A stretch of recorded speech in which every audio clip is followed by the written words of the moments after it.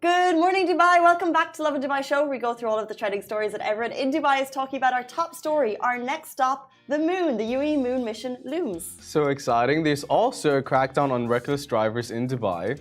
The flying car will probably cost you the same as what? Stay tuned for that. And then we have Mohsin Al-Bana from the Pakistan Relief Efforts, Pakistan Association Dubai, to tell us how we can support. 100%. Now, good morning to everyone. Simran is still feeling a little bit unwell today, so we're back with Shahir, who, as always, no offense, What? no offense, Offended already? came in with a little bit of drama this morning. Well, was it? I didn't cause the drama. I was fine. I woke up in such a good mood, but then there was a kidding in my building. See? Told you.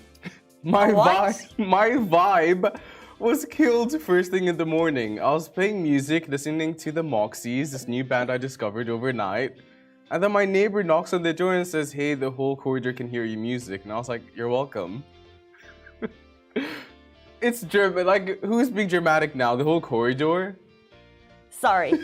You were blasting music. Yeah, the Moxies. At what time? Sorry, I discovered it. At what time? 7:15 a.m. And your neighbor came. Interesting. Okay. Yeah. How often have you had relations with relations? How well do you know your neighbor? I've met him and his partner once in the lift, and then saw them 2 other times. Have you ever had noise complaints before? Not in this country. Was he polite about it? Yeah, he was so polite, and I was like, "Oh, I'm sorry." Honestly, I think there's like how frustrating it is when your neighbor is making noise, right? Yeah. And you kind of have to be very human about these things. And to come to your door politely, I think it's nice. Yeah, well, you don't need to make me feel worse than I already do. So the thing is, Well, you weren't feeling bad. You were loving your No, life. You were discovering music. You were blasting it out. It was the morning. the Moxies are great. You should listen to them. But so this is what happens. I play music every single morning. First thing in the morning. First thing I do, switch on the thing. But I typically had a portable speaker, but I bought like a massive stereo thing now because I have a record player. And I was like, well, no one's complained for the last 2 weeks, so I guess it's not that loud. But I guess they've been enduring this for the last 2 weeks. They've been enduring it.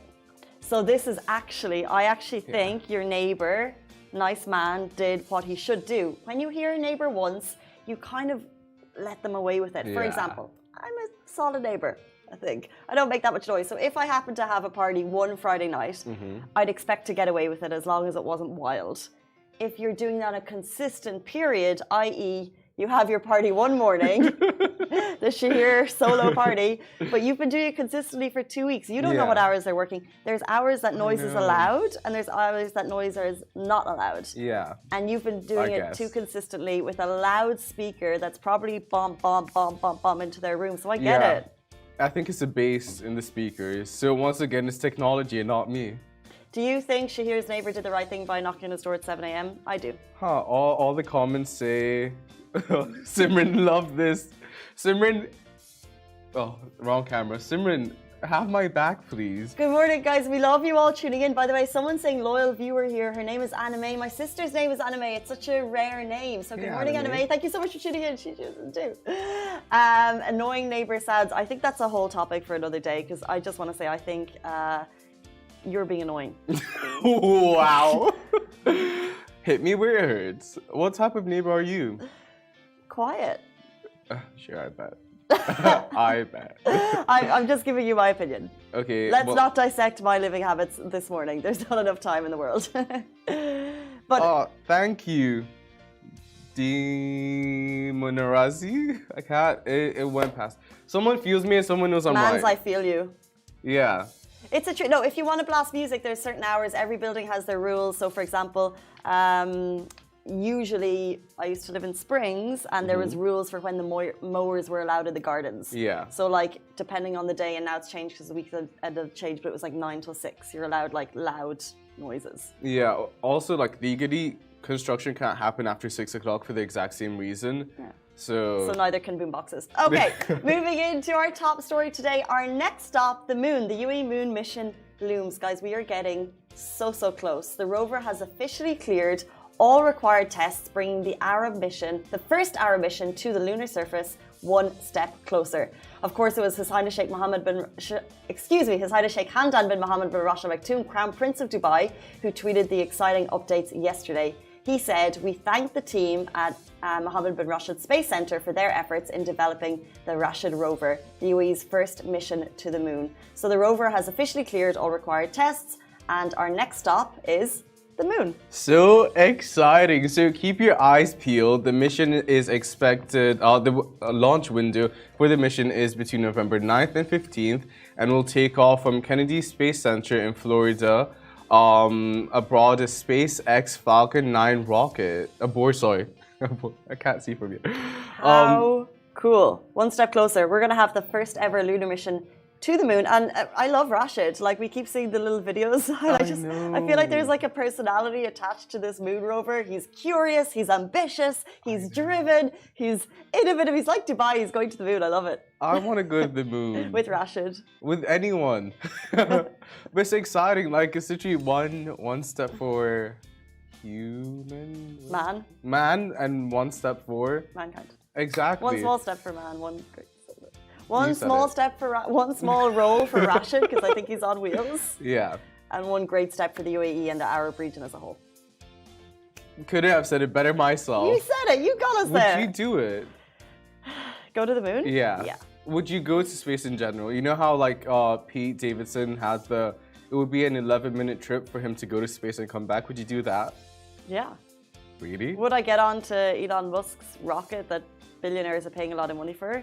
100%. How could you not? Like, even if there are risks involved, which there aren't that many, the views, amazing. 100% I would go. The Instagram story. I'd love to feel, you're up on your phone. I'd love to feel, and I'm sure you can do it anyway, but like zero gravity in space. But can you feel that? I don't know. I'd love to put on a spacesuit. And I love institution food. Like, I love food in tins. Yeah. So I'm already thinking about the meals up in space. I bet they're good. My brother would love that. My brother loves like the little economy meals. Yeah, love them too. Yeah. But Would you go? No, definitely not. I love myself way too much to put myself at that much of a risk. What risk? I don't know. Being in outer space, dealing with the rest of the universe. I don't know. I'm way too anxious to drive outside of Dubai, let alone drive outside of Dubai. It's a lot. You know, sometimes you just look up at the stars and how the world is so big and we are so teeny tiny. So to be able to go up and look down at everyone, that's what I want to do. I feel like just astral projection's the way forward. I'll leave it at that. I don't even know what that means. It's like when you meditate. I don't know. It's like when your body the outer body experience. I don't know, this is like something spiritual. Yeah, but that's like a meditation. Yeah, that's good enough level that you need to achieve. I'm fine with that. Not bothered. Put me on a spaceship, send me up. I'm good. Okay, so moving on to the next story. Speaking of vehicles, so there's a crackdown on reckless drivers in Dubai. So the Dubai police has confiscated 33 vehicles in different areas in the Emirates for committing serious traffic violations, including drifting and racing in unauthorized places and driving recklessly in a way that poses danger to themselves or the lives of others.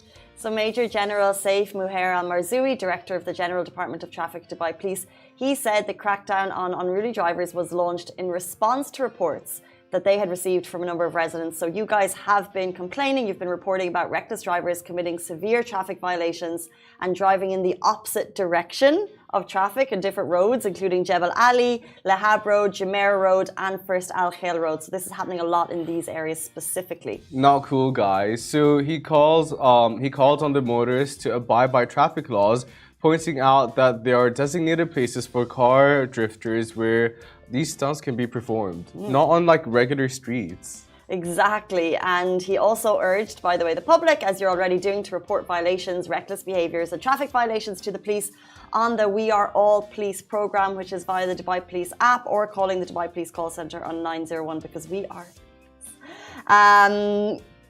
speaking of annoying neighbours, at the beginning of the show, wow, noisy neighbours, there are specific places. If you live in Dubai, you can always hear, I know we get a lot of reports, on JBR, you can hear the revving of the engines. Yeah. And that's just one thing, but actually what they're talking here is kind of like joyrider stunts when they're driving in the opposite direction, like really, really dangerous behaviour. So there's been 33 arrests made, crackdowns are happening, and if it's happening in your area that we haven't mentioned, you can report it on the app because no one wants to live with that nearby.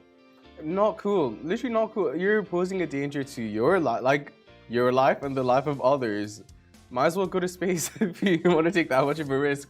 No, but like, I remember my teacher once, we were really young, and it's almost part of like the GCC culture when you grow up as an Arab kid to like explore cars and wanting to drive and quad biking and ATVing, it's something that is instilled in us as Arabs, I guess. But we had an issue in our school with people driving without licenses, and our Arabic teacher showed us this video of this kid who stole his dad's car and ended up crashing it. And it just went very dark, that video, but like that instilled something in my head to this day, like nothing's worth risking your life over. And why are you driving on the other side of the street? Like, what pleasure? You're gonna get caught anyway, so was it worth it? Point. Also, on that, I remember videos growing up and they would shock the Irish nation because of how tragic and, I guess, gruesome they were. For example, it was more of a drinking and drive message to the public, never do it. And, the soundtrack would hit you and, you would see like a really young guy and a really young girl kind of going out, living their best lives, and then just like a little bit of reckless driving on the road, and then you would just be, hit by the next scene, and it was gruesome and it was scary and it was shocking. But the whole country would talk about it because these ads were rare, but they stuck a chord with you, and it kind of sent the message like, it looks fun for a second, but it could take your life. Exactly. A few seconds of fun, if that, it literally is costing your whole life. It's insane. And the fact that that video stuck with you and those videos stuck with me, that's like, what I was thinking. Good on those ads, I guess, because it literally does put it in your brain like, hey, better safe than sorry. Not worth risking my life over. And there does seem to be, and Dubai police have reported this, so I'm not just doing a massive general stereotype. I'm not being a massive, there is it's more young male drivers who tend to be part of these arrests. Yeah. So, spread the message. It's not worth it. Also, moving on from cars to flying cars. We're still talking about the flying car released at GITEX. By the way, there's a couple of hundred flying car companies that have huge investment in this industry. So it's not just the Zeng Aeroft, which we're going to talk about. There's a lot of companies doing it. And we want to talk about how much it's actually going to cost you to own one and if you're going to be able to. So a little bit of a recap. The Zeng Aeroft was unveiled its electric flying car at GITEX, a low-altitude air mobility explorer that's dubbed the world's safest electronic flying car. That was dropped at GITEX Global this week. As we know, GITEX Global has 5,000 exhibitors. It's pretty cool. This car in specific, it's fuel efficient. It can reach speeds of 130 kilometers per hour, and it has a total of 35-minute flight time. So insane. With today's show theme of cars. Why are you so nervous about everything? She was like, I don't like change. I don't like vehicles to begin with, if I'm being very, very honest. You don't like vehicles? You have a nice little vehicle outside the door? Nice little Sayara? My cute little Sayara, but that's not the point. Like, I don't know. again with machines, I just don't know how I feel about it. So Dr. Brian Gu, Vice Chairman and President of how do you pronounce it? Xpeng. Okay, said that first and foremost, the company is ensuring the capability of the aircraft, followed by safety and consumer compliance. Once these are a reality, it will be a high-ticket item, with Gu estimating that the price of the flying cars will be within the luxury automobile sphere, such as Ferraris, Rolls-Royces, and Bentleys, according to Harish Times.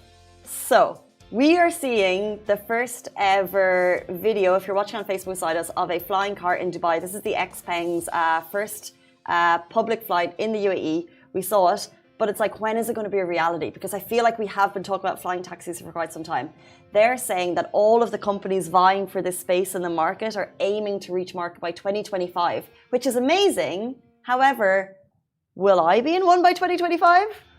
Will you be? Will I be in one by 2050? 2050, as soon as they start, I guess the regulation, as you mentioned there, first of all, of course, it's ensuring the capability of the aircraft. First, that needs to work. Then they need to make sure its safety and the regulation and the ecosystem of the city is good to go. Then customer compliance. So there's a lot of things that need to get in line before. But even when that's all in line, can you afford one? Most certainly not. Can you? It looks like we cannot just yet. But like, cars were expensive like 50 years ago, right? Or like 100 years ago even. Like, they did cost significantly more. Even like supercomputers, at a point they were like $300,000, and now they're like $3,000 for a really, really, really nice one. So it's just a matter of time until it does fit into like our everyday life, and it is easy access for the consumers. Still wouldn't drive one. So your reticence to get into one of these flying taxis, can you imagine? So someone give me a year when the first car came out. I don't know. Everyone was on horses. Yeah. And then Mr. Ford in the States came around with his big, huge car, and you're sitting on your horse, and you're like, I like the horse. Yeah. That's you right now. I'm happy with my horse. I'm happy with the giddy up situation. Yeah, exactly. Like, at least you knew horses were reliable for the most part.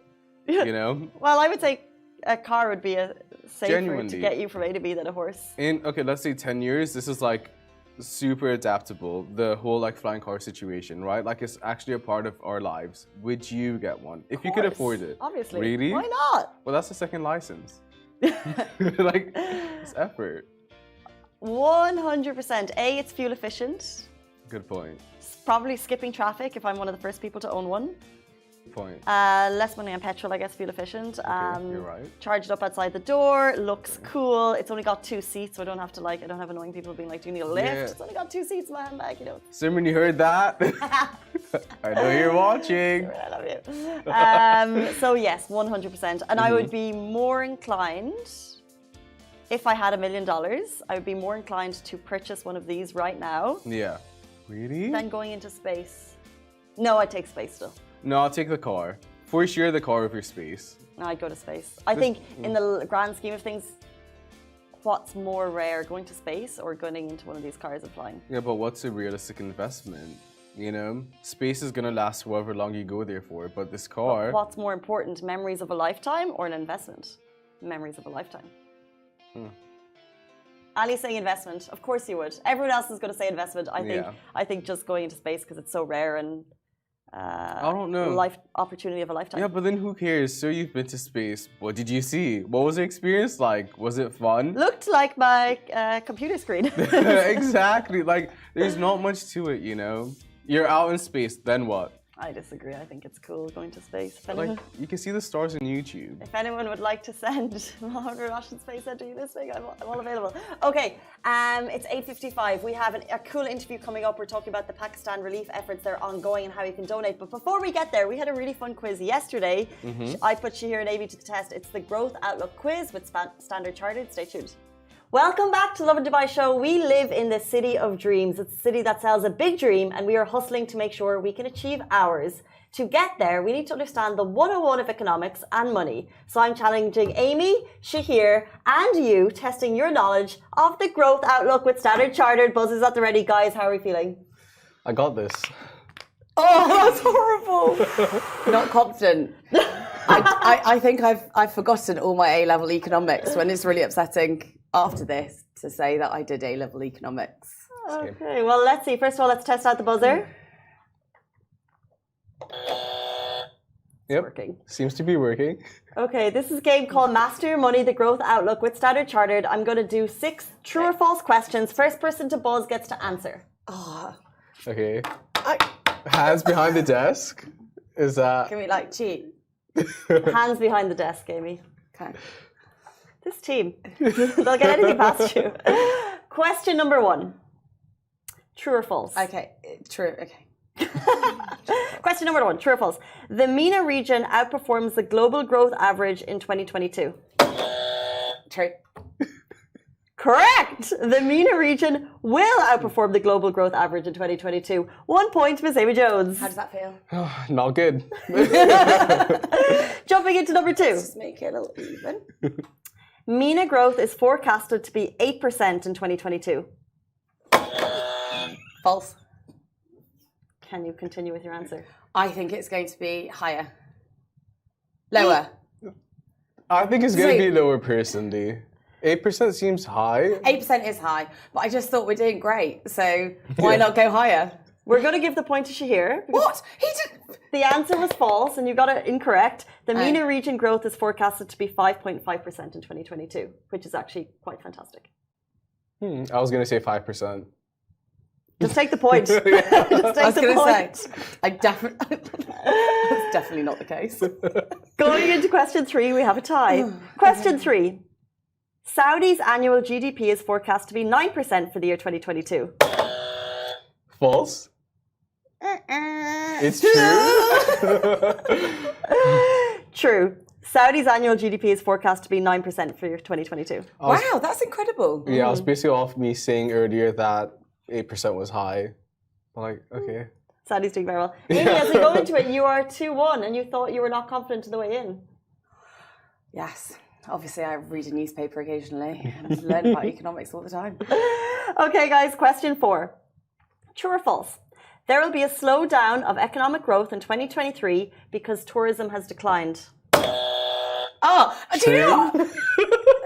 True. False. Really? Well, obviously, because tourism hasn't declined in here. Tourism's grown. Look at the amount of people that are like here now. You know what? You have a good point. Well, it's false because there will be a soft slowdown of economic growth in 2023 because oil exporting economies are nearing full oil production capacity. Well, obviously, I was going to say that as well. Yep.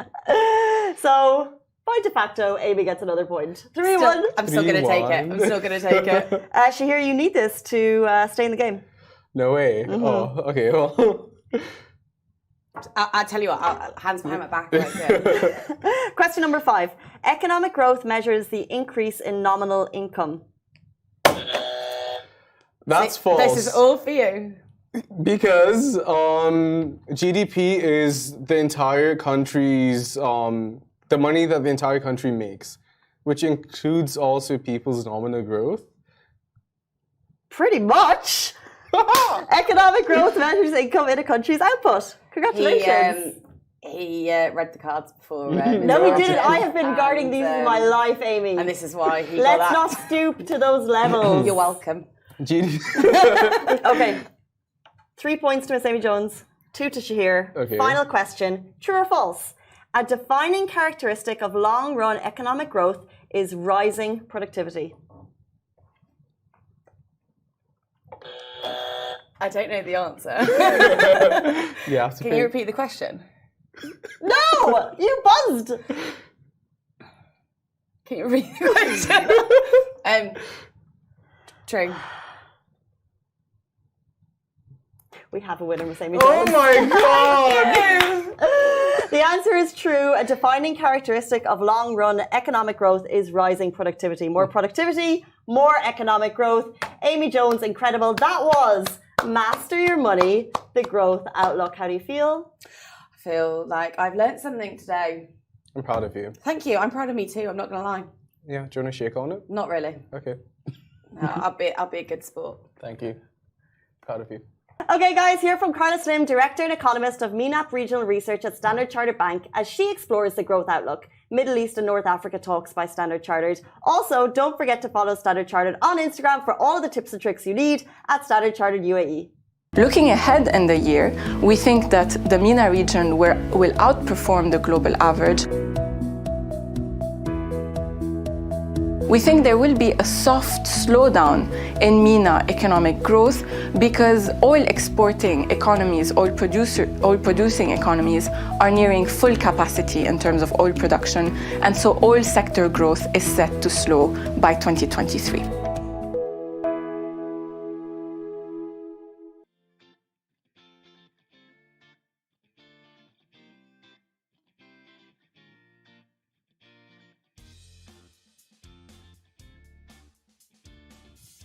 Welcome back to the Lovin Dubai show. Over 33 million people in Pakistan are still suffering as the floods continue to devastate the lives of its citizens and residents. To tell us how we can take part and make a difference, we're joined by Muhsin Al-Banna, who's the General Secretary of Pakistan Association Dubai. They are doing amazing things in terms of getting donations to Pakistan where they need it most. Welcome to the show.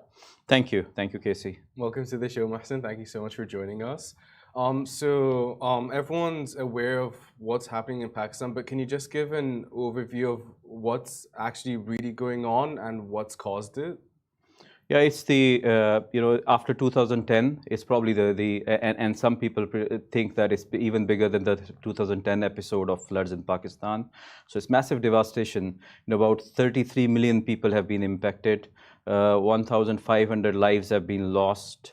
Most of the areas are in South Punjab, Sindh, Balochistan, and part of KPK. So just to give you a perspective, this in number sounds a very high number, but that's about one in fifth every Pakistani is in a way impacted by the floods.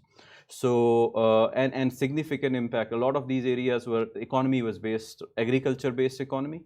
So about 90% of crops and hundreds and thousands of livestock have been destroyed as part of the and then the local infrastructures in terms of the bridges, water reservoirs, they have been all damaged, and in a lot of areas, since it's already been a month, more than a month, this really started early August or mid-August.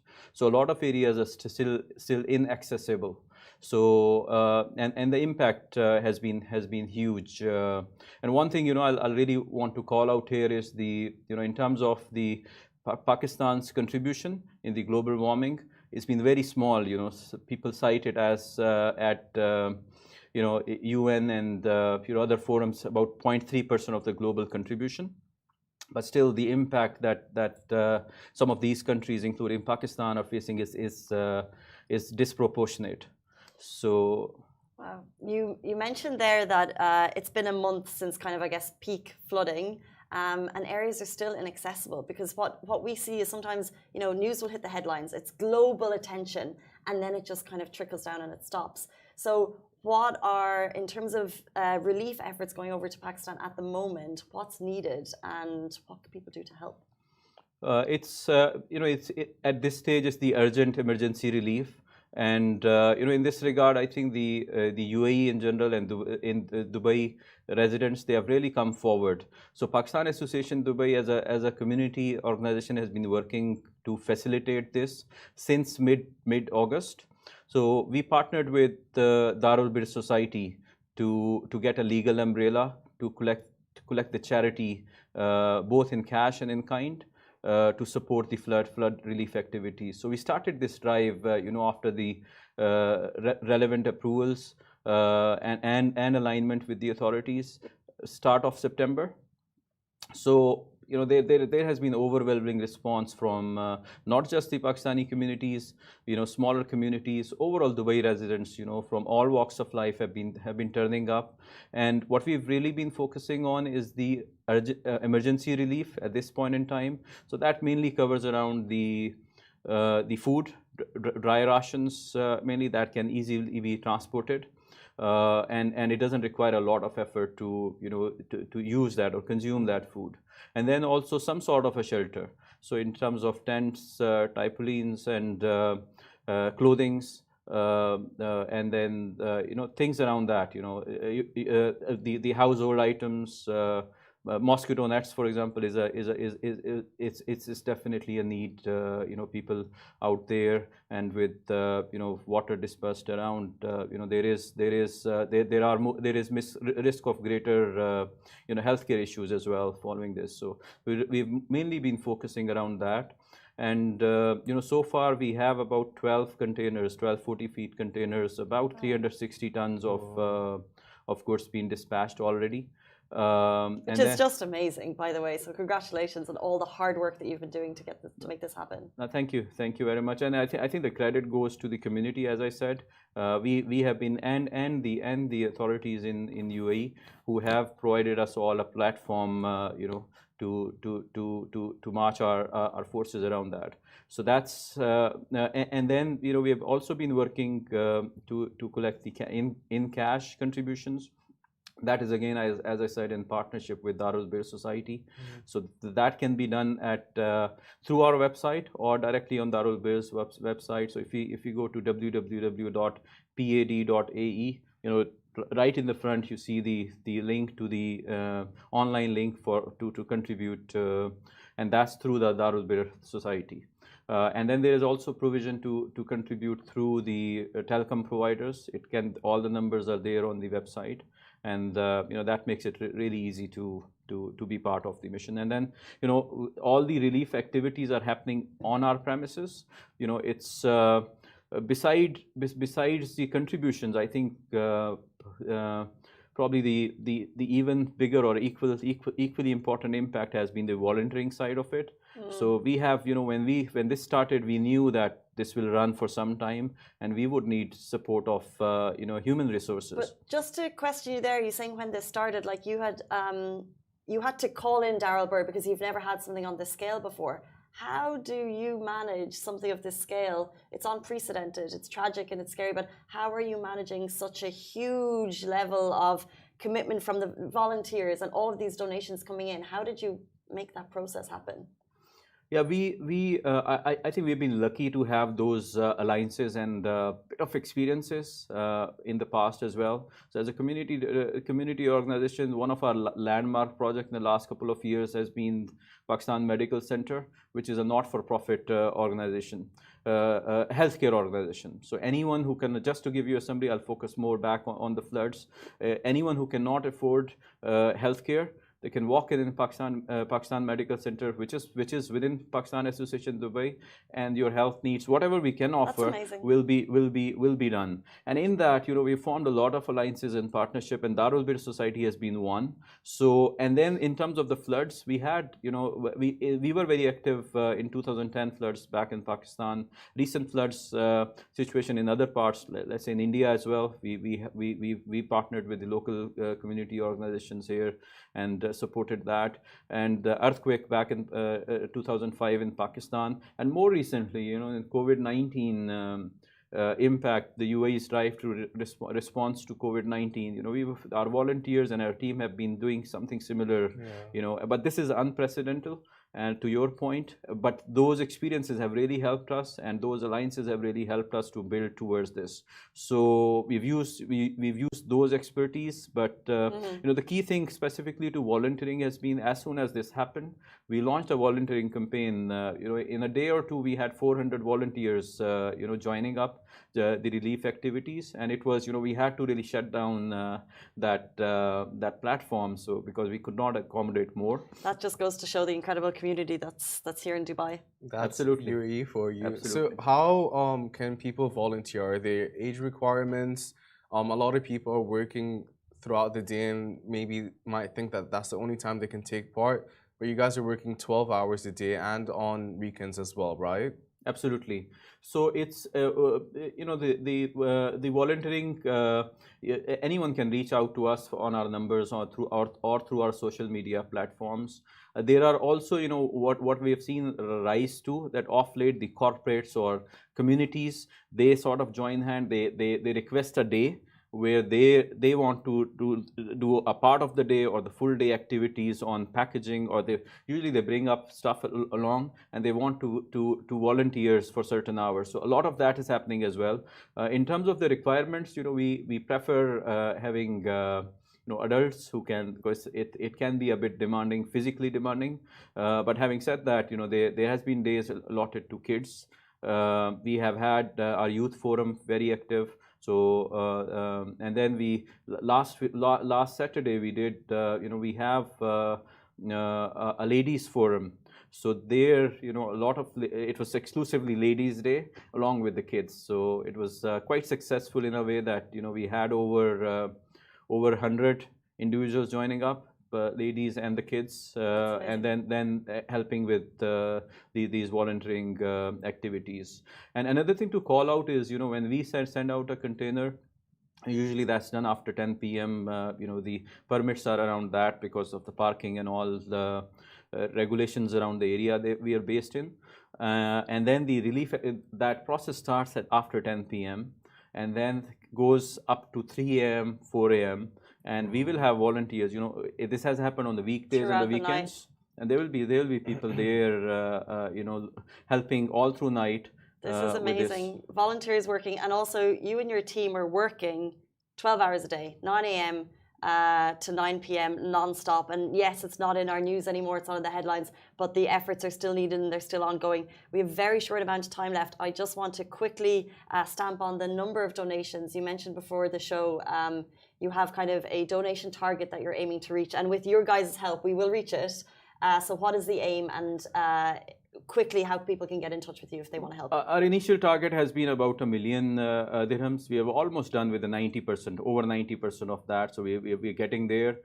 In terms of the relief goods, we have, as I mentioned, it's about 12 containers have been sent already to Pakistan. That's amazing. And that's about 360 tons of relief goods.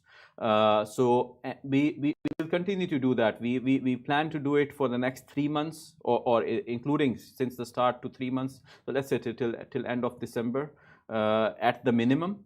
So and sky is the limit in this, because the need is I would say it's significant.